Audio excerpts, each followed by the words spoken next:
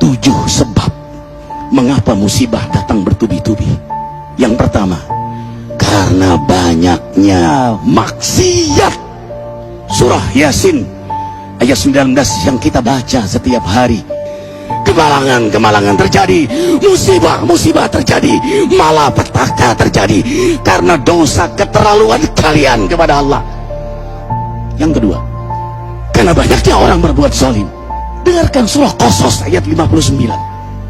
Kami tidak akan menghancurkan satu daerah kecuali para penduduknya banyak berbuat zalim.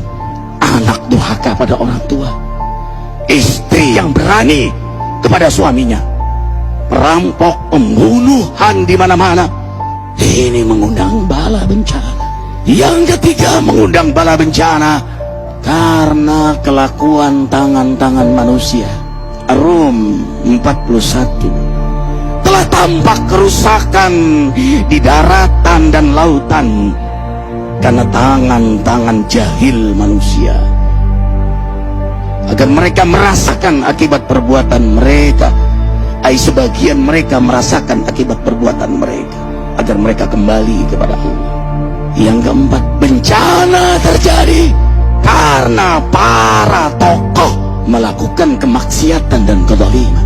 Dengarkan dengan iman, wahai penduduk Indonesia yang mulia, bila kami ingin menghancurkan suatu negeri, kami perintahkan para tokohnya untuk taat kepada Allah, tapi mereka maksiat, tapi mereka berbuat zalim, tapi mereka khianat kepadaku dan kepada makhlukku.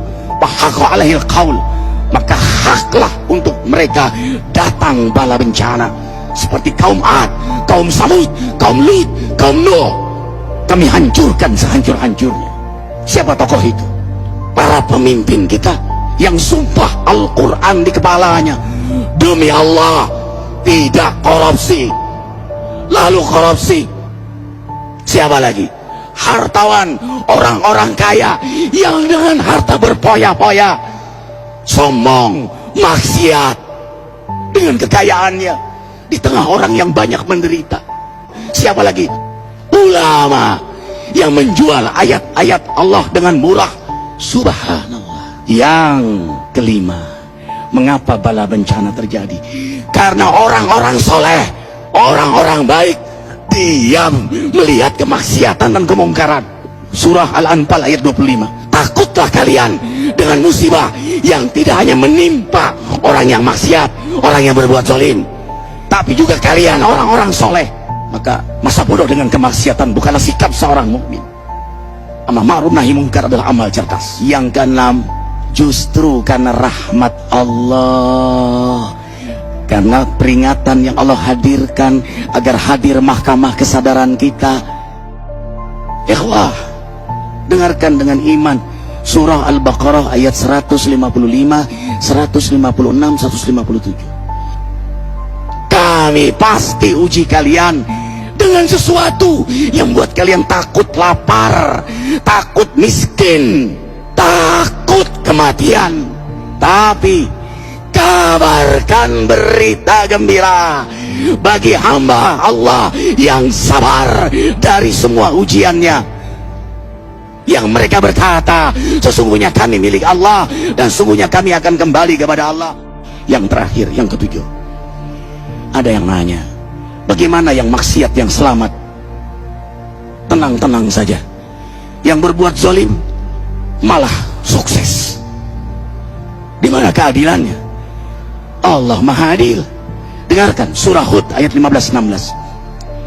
Barang siapa mencari kesenangan dunia, lalu dia menghalalkan semua cara, apa kata Allah? Kami beri, tapi di akhirat tidak mendapatkan secuil pun kenikmatan, malah nikmat di dunianya menjadi bahan bakar azab untuk dirinya. Itulah istidrat. Lalu apa sikap kita sekarang? Orang beriman menjadikan peristiwa apapun sebagai jalan untuk mendekatkan dirinya kepada Allah.